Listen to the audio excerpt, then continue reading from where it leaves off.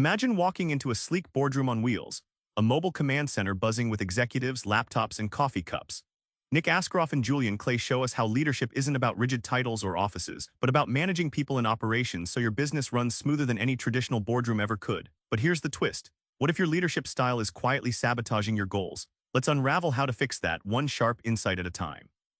You might think leadership is just about telling people what to do, but turns out your style shapes everything from morale to results. Here's why this matters way more than most managers realize. Sarah, managing a growing tech startup in Sydney, hit a wall. Her team was disengaged and targets slipped month after month. When she shifted from micromanaging to empowering her team with clear autonomy and support, productivity jumped 30% and the office buzzed again. It wasn't magic, it was style in action. Think of leadership styles as your Swiss Army knife. Each tool, directive, coaching, supportive, fits a specific situation. A sharp knife in the wrong hand, disaster. But the right tool used well, it slices through chaos, builds trust, and carves out clarity for your team.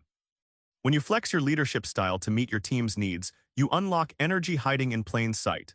Suddenly, people aren't just clocking in, they're innovating, collaborating, and surprising you with solutions you never imagined possible.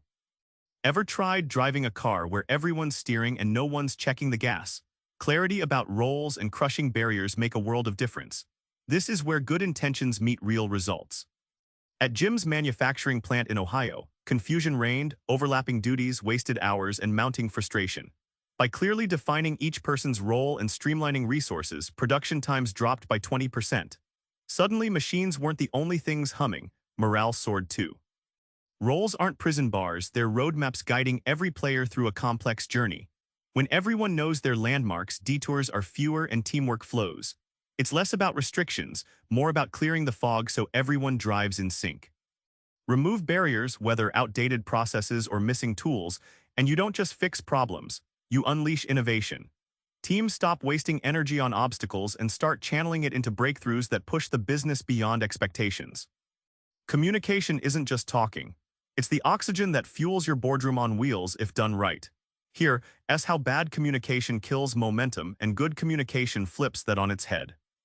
Clearcom, a customer service firm in London, struggled with missed emails and mixed messages until CEO Julian revamped communication protocols, introducing brief daily huddles and centralized messaging. Results? Customer satisfaction rates climbed 25% and internal conflicts plummeted. They didn't just talk more, they listened smarter. Think of communication as tuning a radio.